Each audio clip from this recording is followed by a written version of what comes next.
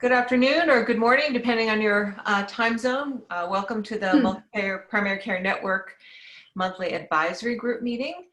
People are still just dialing in, so we're going to get started in just a few moments. It's just before the 1:30, so we'll give people 1 or 2 more minutes. Thanks for your patience.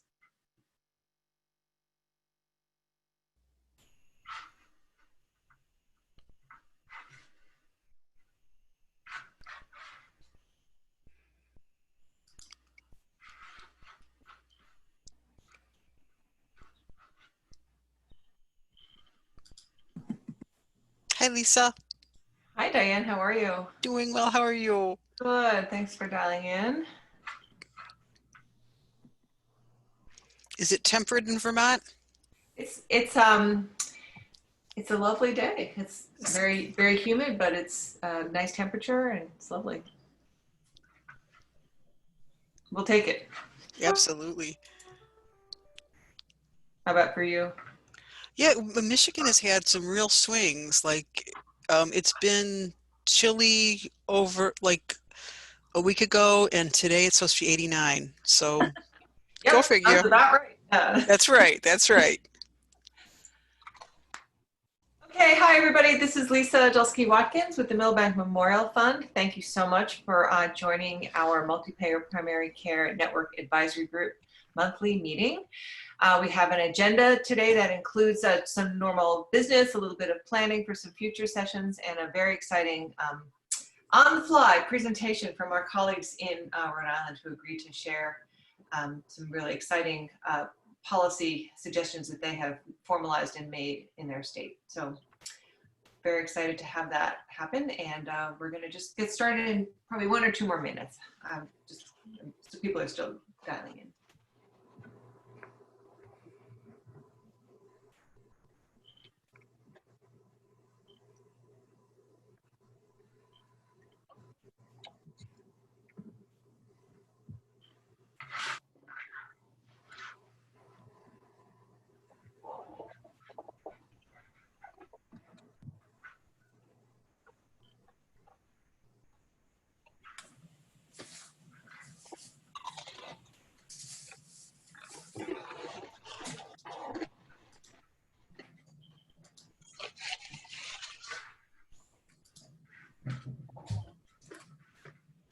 Okay, this is Lisa Watkins. We're going to get started with our monthly advisory group meeting for the Multi-Payer Primary Care Network. If you're logged in, you should be able to see my screen, which has just our agenda for today. We're going to do some very brief updates from the Innovation Center about both the Comprehensive Primary Care Plus and Primary Care First. I want to discuss our upcoming virtual seminar. I'm very excited about that, and just give people an update and maybe get some ideas for specific suggestions you may have in advance of that.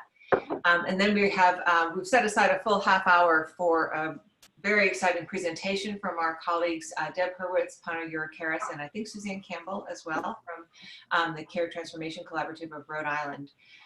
They have put together a very exciting policy report and suggestions for their state. And so wanted to hear about that and have an opportunity for everybody on the phone to and the webinar to ask questions. Is there anything else that people would like to add to this agenda before we get started?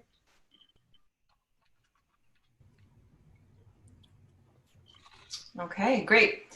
Well, welcome everyone.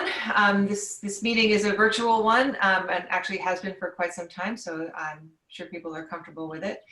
But just as a quick reminder, if you are in a place where there's noise around you, make sure that you mute your phone or your computer audio. So as a quick update, Comprehensive Primary Care Plus is certainly perking along.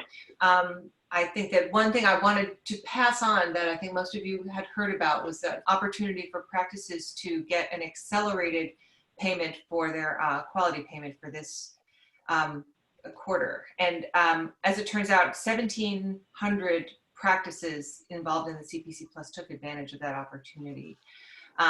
Which it was a very sudden, short timeline of when they could apply for that, and a large number of practices did. So that was something that was good to hear. And our colleagues at the Innovation Center are continuing to work hard at keeping the program going. I think that there is this transition, as everyone is aware of Deloitte taking over some of the responsibilities around a national payer collaborative, as it were, and what they're referring to as their national payer community. And they have a webinar that's scheduled for June 11th, I believe. I can't remember exactly what time. You all should have received an invitation for that. They're going to be focused on behavioral health integration.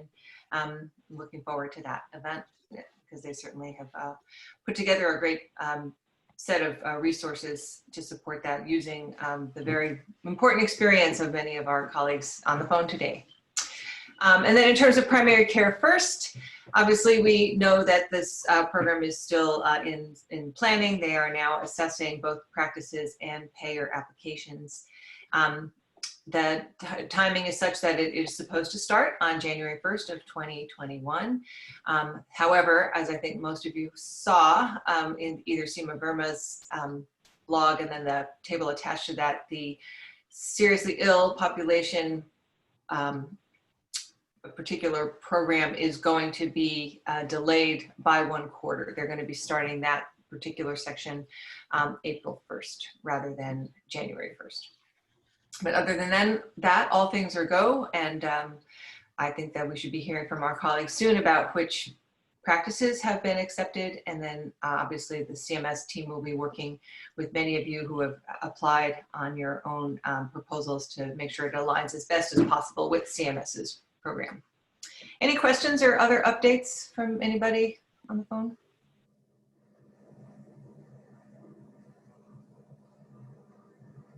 No? Nothing? Lisa, this is Anthony with Blue KC. Has there been any talk about when they plan to have all the practices assessed and determined and along with the payers? Has there been any type of timetable? Yeah, I am not privy to it. I'll just leave that, Anthony. I'm sorry. I ask every couple of weeks, I have to say, and they say we're getting there, but there's no clear commitment they've made to a date. And I think I understand the frustration as payers are trying to plan, without knowing what practices you're working with. So I'm sorry. I wish I had more information. Has anyone heard anything on that? That was helpful. Yep, in Michigan, we had our steering committee with our CMS reps yesterday. We asked them, and they said that understandably COVID-19 has slowed down the effort of processing, but they're still in the midst of it, and they wouldn't provide a target date. So we're all hoping. Yeah, right. Well, I will pass on the excitement about hearing about the practices selection. I'm happy to pass that on to Pratyusha. Well, I'm sure I'll speak to her later this week or next week.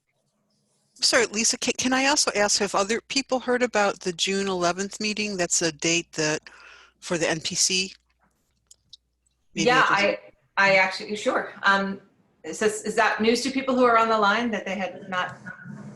I think it was actually, I'm not sure they sent an actual invitation out, okay. But it was announced in the CPC payer update. Got it. Yeah, I don't see it, so I don't think they did that I know of either. I don't have it either, so I don't think they've sent out the invitation. Okay, note to self, make sure that it's next week, so that would be important. Okay. Lisa, this is Adam in Arkansas. I do have it on my calendar, so somewhere in the. Yeah. This is Diana in Oregon, and I have it on my calendar too. So okay. It sounds like some of us got it and some of us didn't. I'll look into that. You know what time it is on Thursday at least? I have it at 11, and I think that's PST because that's the time it's showing up for me. So I have it at 11. I feel like, yeah, 11 a.m. I feel like you had to register or something. That's what I'm remembering. Yeah, this Alicia, and I think based on the newsletter, we registered and got it on the calendar through a registration. Okay, so there was no direct invitation that went to all the payers. It sounds like it was just the. No, there was not. Okay, all right. That's an important step. I'll pass that on. Sorry, Gil, what was the date on that again? June 11th, and it sounds like it's at 11 a.m. Pacific time. So that'd be 2 Eastern time, 1 Central time. Noon Mountain Time.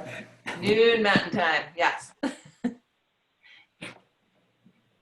Great, thanks for clarifying that, and I'll make sure that message gets back to both Deloitte and CPC Plus team.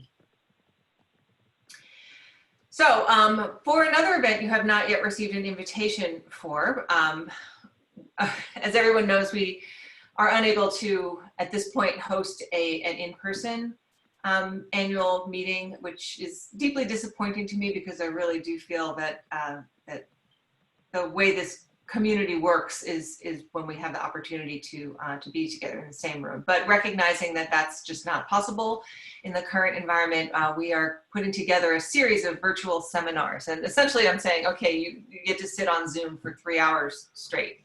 So I'm not sure how, we'll see how this works. I think it's a long time to be sitting in front of a computer, but our plan is to send out an invitation probably later today for July 1st of this year from 1 to 5 Eastern time, so then 3 hours earlier on the West Coast, etc. It will be a Zoom-based meeting, and we will be using Zoom in a way that we haven't before, in that we'll have this kind of a gathering of everyone who's participating, but we have the opportunity to break off into breakout sessions and have separate meeting groups within the large group that's attending. I haven't done that piece of the technology before. Several of my colleagues have already at the fund, and we're going to be getting some professional help guiding us through that as well. So it's a new opportunity to use the technology in an innovative way, and I'm looking forward to that. Our presentation topics are going to be limited largely to some regional evaluations that have been bubbling to the surface in a very exciting way. And I'm in the process of securing some of you who are on the phone right now to be part of panel presentations. We have had obviously some evaluation from our colleagues at Mathematica, looking at the Medicare fee-for-service population, but there are now multi-payer assessments as well as some individual commercial plan assessments that have some very exciting information to share. So we'll be focusing on that for this meeting. And an additional piece that I want to spend some time on at the meeting will be talking about the payer survey that I administered, I guess at the end of April, early May, which really yielded a tremendous amount of rich information about the types of innovations that our CPC Plus payers were putting into place for supporting the practices in this unprecedented time of stress for primary care. So we're in the process. Our intern, Roxanne, who's on the line with us today, and I are working on creating a usable document, and we'll put together a brief presentation about some of the highlights for that. We talked about this at our last meeting, but there's a lot more detail to be shared, and I'm excited about having that time during this virtual seminar to talk about that. Any suggestions or comments about this seminar? As I said, you will be getting an invitation. And if you don't, in the next 24 to 48 hours, please send me an email, because that means something went wrong with my method of sending.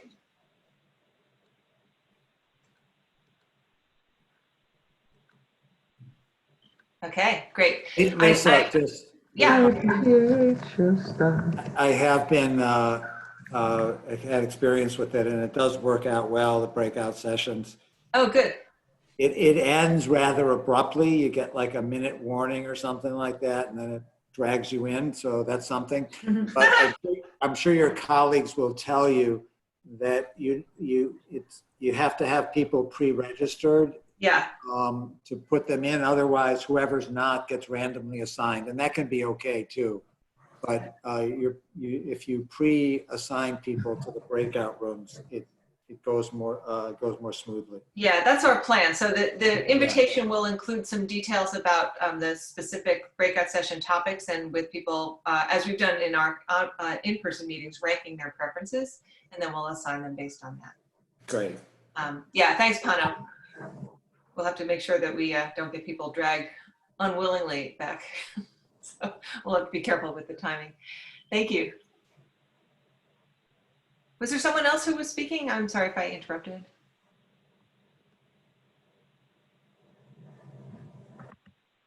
Okay, great. So with that, I would like to turn the mic over to our colleagues in Rhode Island. And I'm going to just pull up your presentation. Thank you very much for sending it.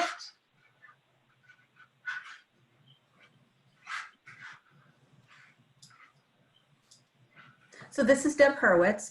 Well, we're waiting for the slide deck to come. Oh, Deb, thank you. While we're waiting for the slide deck to come up, I'm going to just do a really quick intro to sort of the events that kind of transpired that led us to be able to put this policy paper together. And then Pana will roll through the 6 recommendations that we put forth from our group. And then the 3 of us, including Suzanne, we're obviously open to Q&A at the end. Great, thank you, Deb. Mm-hmm. So if you want to go to the first slide. After the intro, okay, right here? Yep, there you go. Okay. So I'm sure like all other states, we had a pretty immediate and rapid response from our governor and Department of Health, and all of the state agencies quickly kind of mounted, a response to COVID-19. We've had weekly press conferences from the governor, and we've had weekly, what they've called provider calls, that all of the providers in the state could dial in and talk with, various leaders at the Department of Health around the COVID event. And as each week, things that were coming up were addressed, their new policies or guidelines were reviewed and discussed, et cetera. And, I think that, in Rhode Island, and you all have heard this from us before, we have an Office of the Health Insurance Commissioner, and primary care really has been sort of given a central role in Rhode Island's strategy around population health and health equity, improving quality and reducing costs.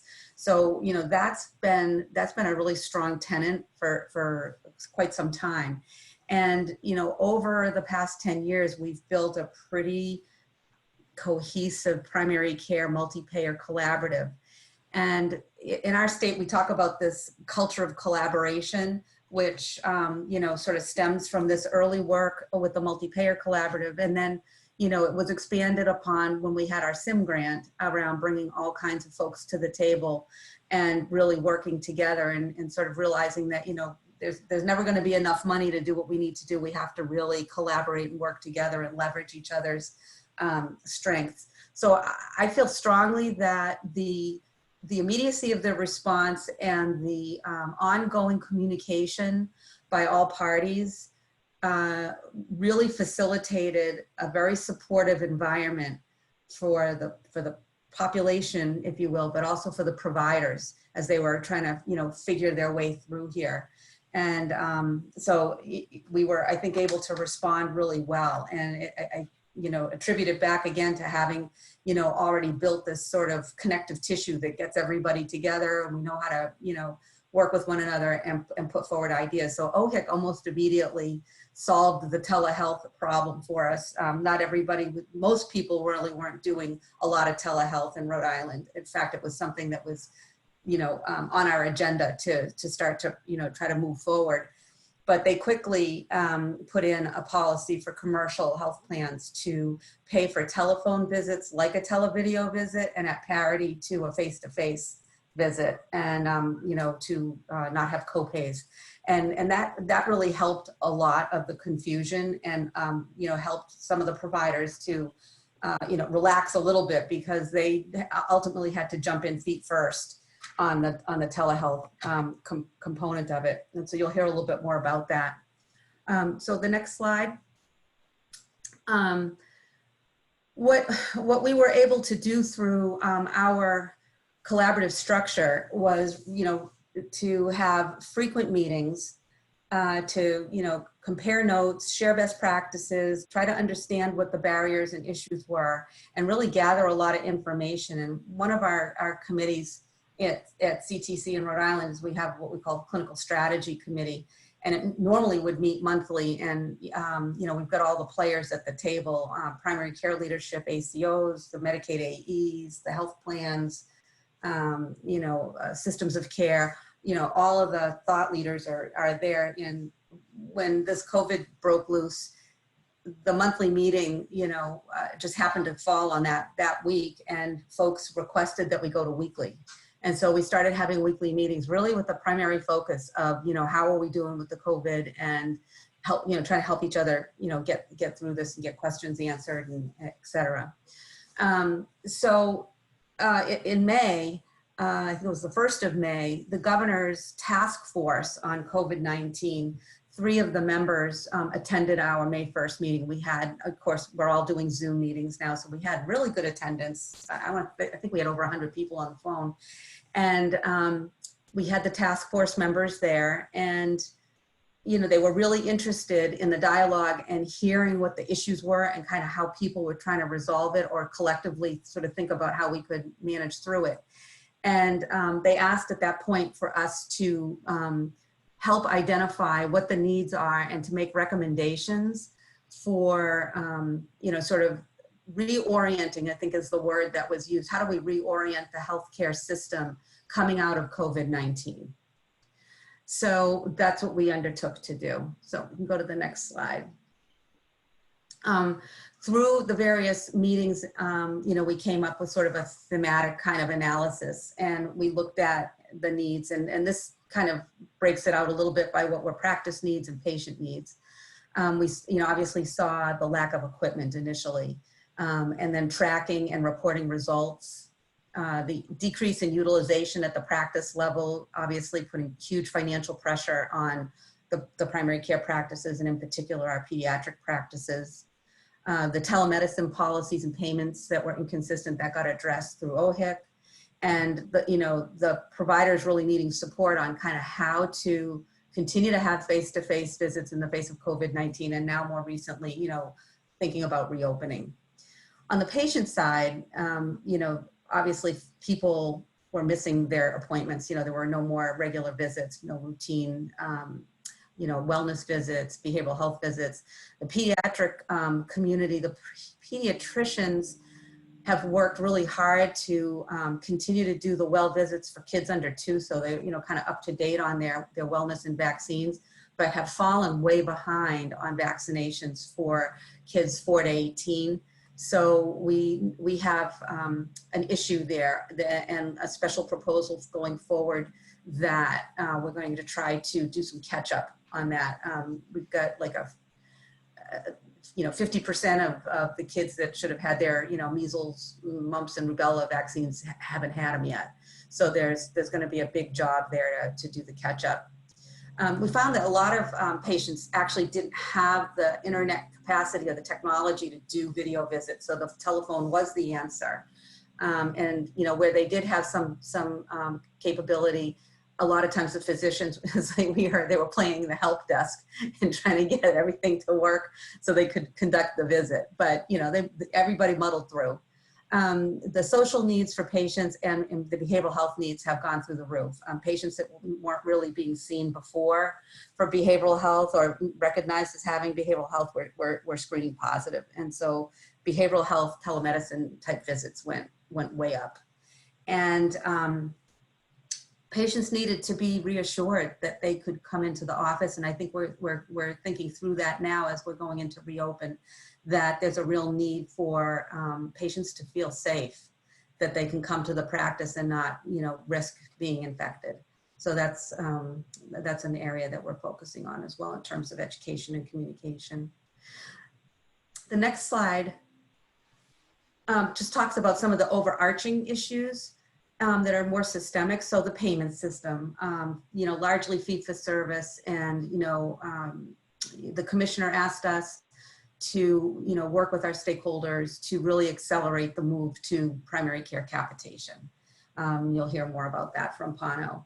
On the pediatric side, the pediatricians see a lot of our Medicaid kids, and the Medicaid rates are far below the Medicare rate. So that lack of parity there is a real imbalance and a real problem, and is just adding to the financial crisis that our pediatricians are feeling. The need to improve communication and coordination between primary care and the hospitals and specialists and other community providers is just always a need for more and stronger ways to be able to do that. And while it's always kind of an issue for us, all of these things show themselves up, during the COVID-19 crisis in even a more, sort of heightened way. We identified the lack of community, funding for our community health teams, better HIT support and tracking, the telehealth, sort of patchwork that we see, and sort of how that was addressed in the short term. And I think going forward, it's going to need to be continued to be addressed so that we can settle into a new normal there. And then finally, the primary care workforce is aging. It's always been a challenge to recruit and retain in Rhode Island because we've got Boston, Connecticut, and New York on either side of us, and it's a little bit tough, and our payment rates are lower nationally than most other states, and certainly lower than our surrounding states. So, we've really got a workforce issue that we have to keep our eye on. And there's, I think, a number of practices that aren't going to make it through this crisis and continue and, stay in business. So we're really worried about that. So if we go to the next slide, those were some of the need areas that were identified. Can you advance the slide? There you go. Oh, yeah, you can go back one, and I'll just give people the overview here quickly. And I'll turn it over to Pano. Essentially, out of all of those kind of issues and themes and the discussions that we had, we developed a report that you all have got access to. It was emailed out with 6 major recommendations. And Pano, I'll let you sort of take it over from here just to talk through them. Great, thanks, Deb. And I just would add, so folks, please feel free. You can use the chat if there's questions as we go on, and then afterwards we can have some, discussion. I would say a couple things, that this was, I don't know how many folks have had the experience. This was the largest number of people involved in editing a document I've ever experienced. Deb put in a whole lot of hours, especially with the proposed work plan associated with the whole document. I did, then our team, Suzanne, Linda, but we had probably 15 other people in our clinical strategy committee offering edits. And it started out as just a piece to try to just describe what was going on. And then at the same time, we were asked by the health insurance commissioners and Medicaid to help with the acceleration to primary care capitation, as Deb mentioned. And then when the governor's office got involved, we kind of shifted the focus to do that, the whole broad response, but really in the context of COVID-19, reorienting the system. And we don't know what the outcome of our report and proposed work plan to the task force will be. But we were, we thought, well, if there's no additional funding at all, we still have our area around primary care capitation and a number of the pieces. We already have work around telemedicine that we're going to be embarking on. We have a number of other things. So even getting a support of the work, but we know if we get funding, then we'll be able to accelerate things pretty rapidly. The piece about the financial stability and health equity, there was a short-term need in community pediatrics because 50% of Medicaid children are served outside of FQHCs in Rhode Island. And that's, so the FQHCs who really continue to be a real important pillar of health, and especially the Medicaid and vulnerable populations, but there are some who have large commercial and Medicare as well. But Rhode Island is reasonably unique, I think, in the large number of private practices that take Medicaid. And they, as Deb said, were already under stress. And we identified them. There were I think as everybody experienced, there's a lot of practices that furloughed staff, laid off staff, moved to, even when they moved to telemedicine, and this was true for adult and pediatric, when they moved to telemedicine, they ended up with visits almost as much or sometimes even more, but the reimbursement was lower because they're coding at a lower level. So that even though the volume was after a couple of weeks ramped up, the reimbursement was still down 20%, even with the equivalent of in-person and telemedicine. But the pediatric practices were particularly hit. So we've asked for both and supported an effort to give direct financial relief. This is beyond the PPP program. And they were excluded in the first round of Medicare support. They were involved in the second round. But so we'll see where that comes from. But we had the idea to tie that support to participation in that immunization improvement project that we can talk about. Do you want to go to the next slide, or you? Well, I'm just giving a little bit of thing, and then the last thing okay. I'll say, Okay. and then the last thing around the health equity piece was the idea long term that Medicare rates, those couple of years that we had from the ACA, that would going back to that would help take a first step. So that was really important part on that financial stability. And then, that's the areas, as Deb mentioned. And we can go to the next slide and kind of delve in a little bit more. One more back. One up. Yeah, sorry, I know it's doing its own thing here. There we go. Sorry. Good. So we talked about that, but that acceleration to primary care capitation, it's been something that we've been advocating for several years now. There was actually a lot of reluctance in practices as well as health plans. The Health Insurance Commissioner 2 years ago had sponsored a work group around that, and they'd actually developed the recommended framework. They didn't get into what the rates ought to be, and they were all ready to move forward with it. And the health plans all said, we can't do this. We don't have the infrastructure set up. So, 2 years later, pre-COVID, they were just starting to, and Blue Cross Blue Shield Rhode Island is the largest payer in commercial and Medicare Advantage space. They're not currently in the Medicaid space. And they had begun to develop a model that they were doing around what you'd expect. We'll throw in they've already been doing care management payments. They'll throw in the upfront quality bonuses that might be lost if you don't need it, and then give you like a 1/36th of your revenue last year over the last 3 years on a PMPM basis.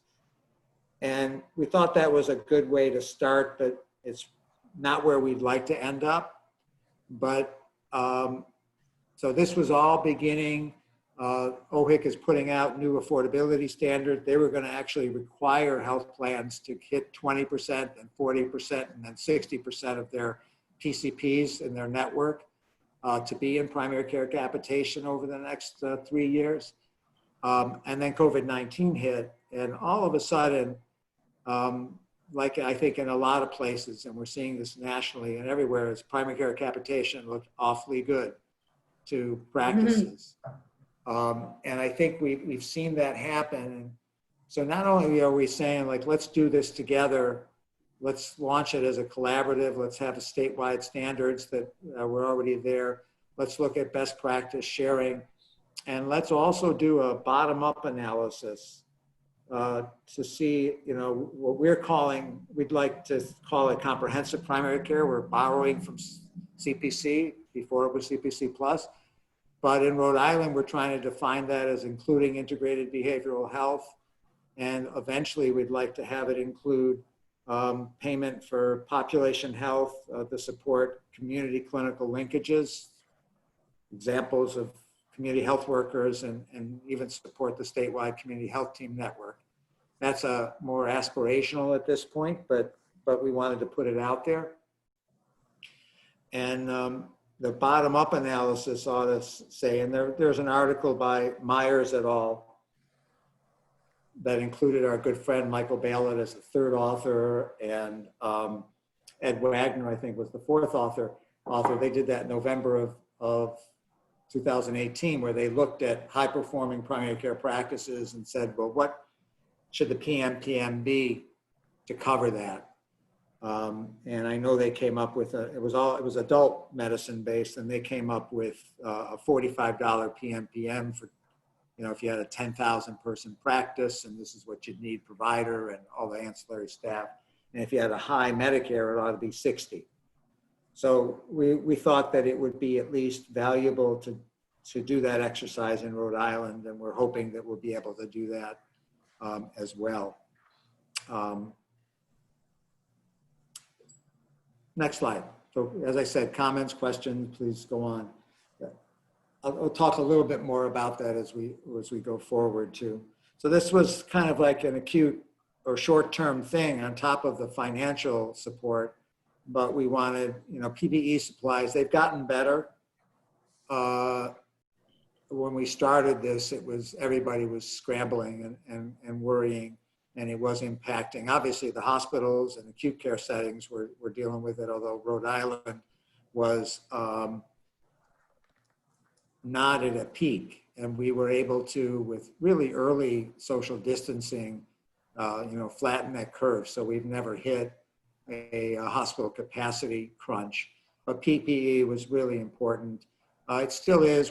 Folks are feeling more comfortable, but this whole thing about what is it going to look like, I wouldn't call it the new normal, because the new normal is going to be months, if not years ahead. But the next phase, as you open up and you've got to deal with sanitation. So we proposed doing a collaborative, make sure that we can do learning, and then also support this pediatric vaccination improvement project that we have some funding from Blue Cross that they switched. They were going to do something around the collaborative care model. And instead we've said, and they've agreed to, can you use this to fund at least some group of our pediatric practices? We are hoping in this proposal to make it a statewide initiative. We have 190 practices in the state that have given vaccines to children, and we would want to open up to everything. We have a very strong and almost real-time vaccine database for all Rhode Island children. So it's actually something we would rely on. It also includes lead screening and other things like that. And then this whole idea of coordinating public service announcements, not only about safe to return to primary care, but about the importance of primary care, although it pushes the issue around capacity, because pre-COVID there were, to get a new patient to seek a primary care provider in a lot of practices, the FQHCs have always stayed open for the most part, but most of the other practices, it could be a 6 to 9 month wait before you could get your physical as an introduction to the practice. So it kind of puts a little pressure, and we think that the primary care capitation, not immediately, but after a little while, when folks realize that they can do this and they'll do better if they have used the clinical team in an expanded way, that they can have a larger panel size. So that's at least a hope and other things. Next slide. So this, telemedicine, I think, is obviously continues to be a challenge. there was, both the issue, as Deb mentioned, on the patient side. So there was a executive order, governor's order that said everybody should get broadband access, and that helped. But even that wasn't sufficient for everyone, and we know that that's going to go away.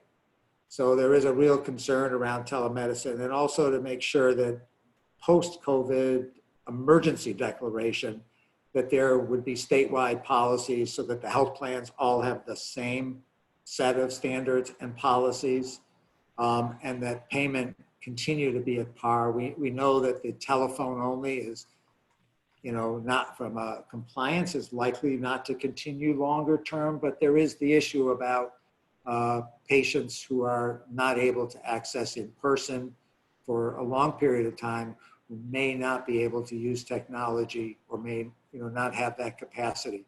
So what's your, how are you coming down on that, the sort of point of view of this task force on? Well, we've said, let's form a collaborative, let's make sure it's statewide, and let's recognize the patient voice in this. We didn't kind of voice a full policy around it. I know Rhode Island, the national AAP and some of the other folks are doing so, and we're going to support and promote that. We'd like to see, it's a little bit of a balance when you say, if you continue the no copay piece, which was a big issue to help things forward, then what do you do when patients say, geez, I got to come in for my visit, I'm going to have a copay, but if I do this on the phone, when you really want them to come in. So we know it's not a straightforward thing, but at least starting with everybody gets the same policies, and then let's try to work, if there's going to be exceptions, if there's going to be rationale that would support telephone only, other rationale that would support no copay, we're not there yet, in the sense that we couldn't make a firm recommendation. If other folks have had experience around that or recommendations beyond what's being done nationally, we'd love to hear that.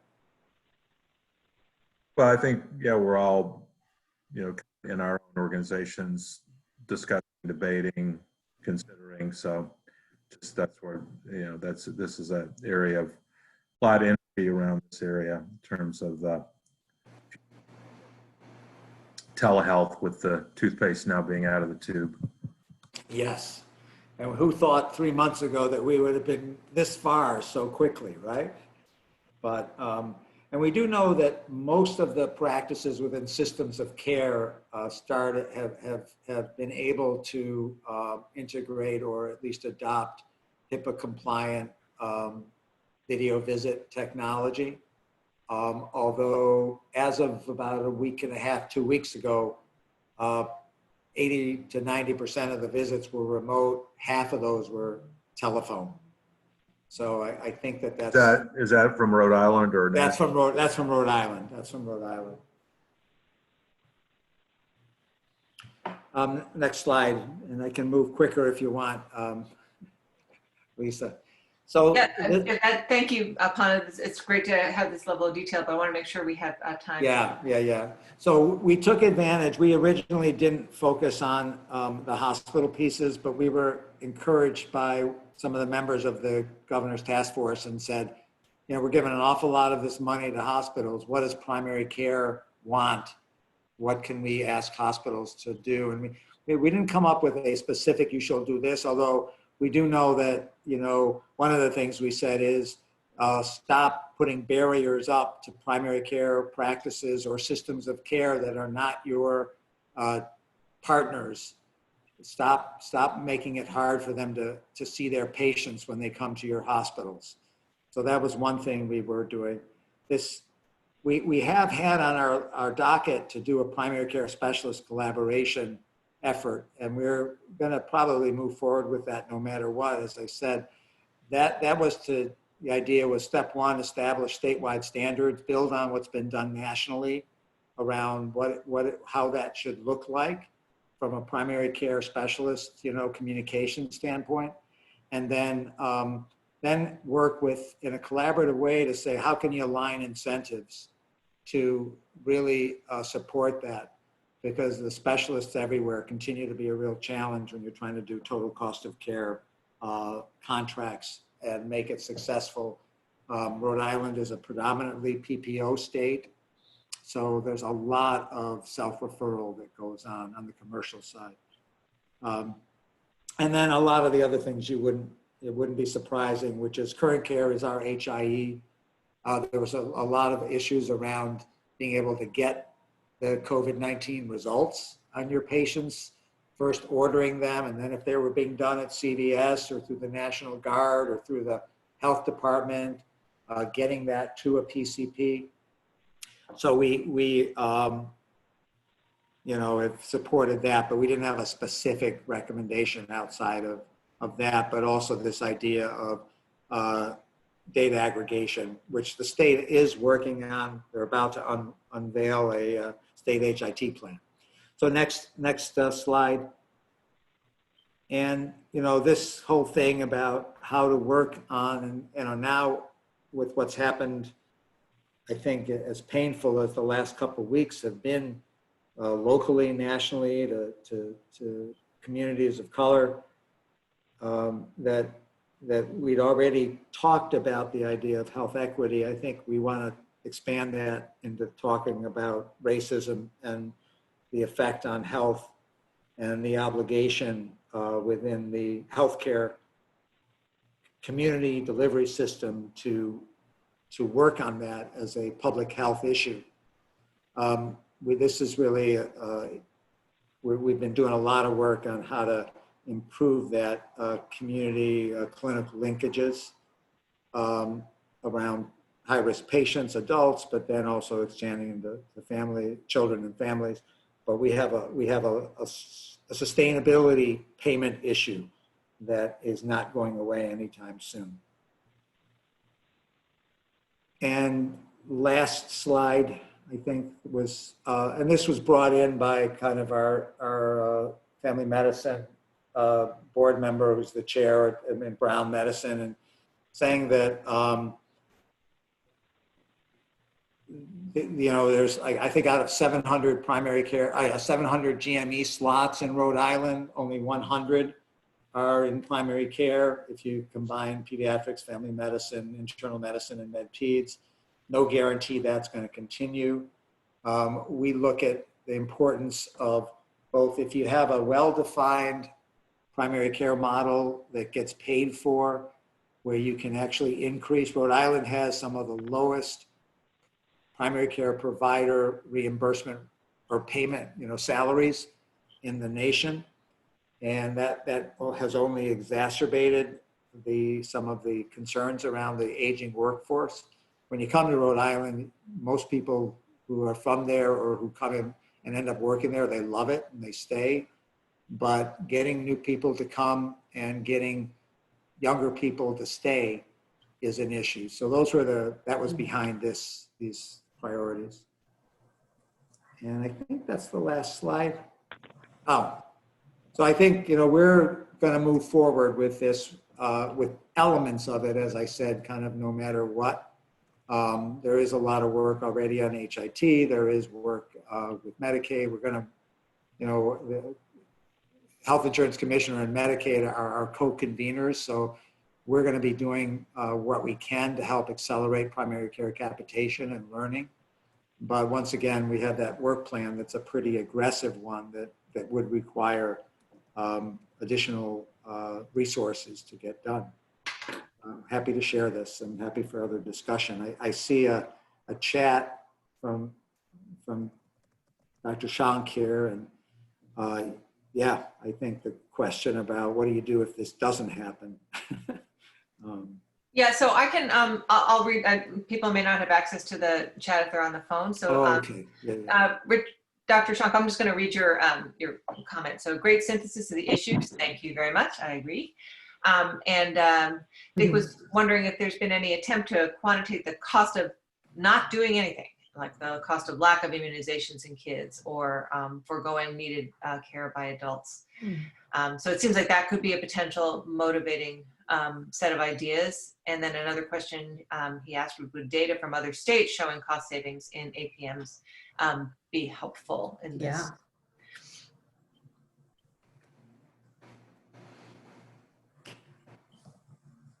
Yeah, I mean, I think the Health Insurance Commission on the commercial side has completely bought in on capitation. I would say Medicaid conceptually supports it.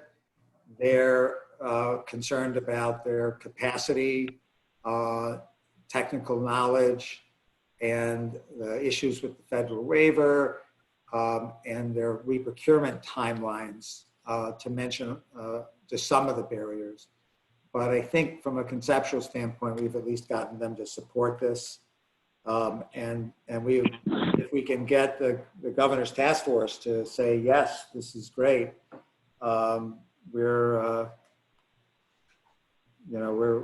ready to go. And I think the primary care, we know that also FQHCs around Medicaid capitation need special, because there are special HRSA rules about that. And we also, to my mind, and I think you have to think about it separately, but I would love to see primary care capitation not be at risk in total cost of care contracts.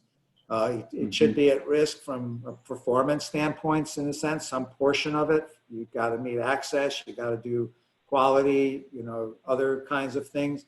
But when you talk about total cost of care contracts, you're really hurting yourself if you lose that payment 18 months later because the total cost of care. So if there was a way, and if people are thinking about how to protect that, that would be what I would advocate for. Pana, this is Dick Schronk, and I'm just wondering if there's a opportunity here for this group to, and I know Mathematica is gathering the data for CPC Plus, but it's always about 2 years in arrears. But it seems like if especially with the pandemic, if the more that we as a group can demonstrate the cost effectiveness of this activity, unless you think that everybody's already, they're past that and they say, yeah, it's a foregone conclusion that it is cost effective, in which case we don't need to spend the time trying to convince them, I guess. But it just seems to me that that's always the question I get anyway, is, okay, show me how this actually does improve quality and reduce costs. And I think that's where I was going with my question. Mm-hmm. So, Dick, do you think that this seems like something we could certainly work on offline, but maybe an important component of the seminar in a couple weeks that we have the opportunity to brainstorm about how to do that collectively? Yeah.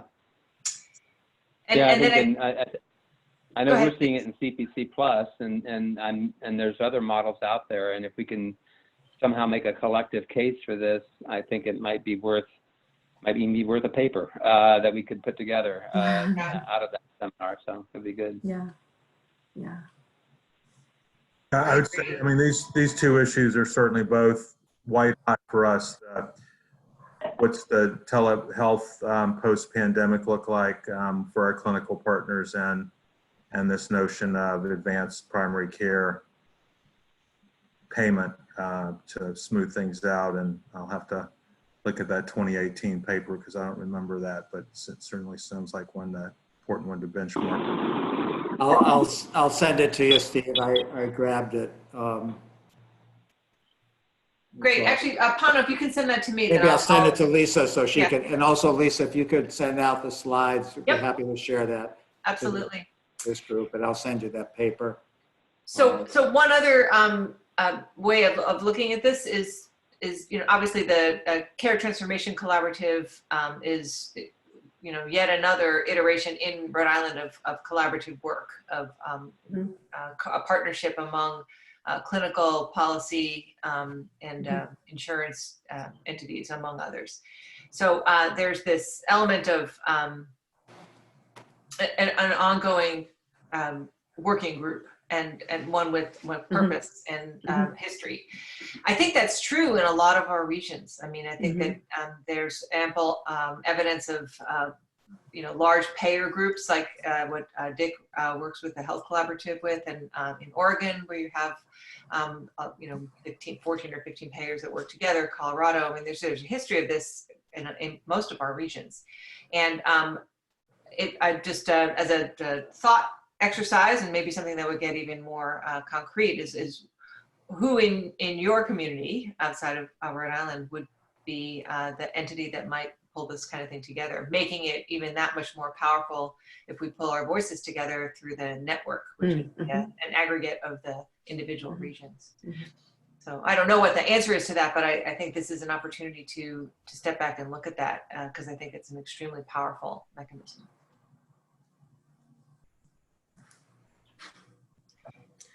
I think, the other part of this too is that, as we're sort of coming out of the crisis for now, I think everyone is also aware that we could see another issue in the fall.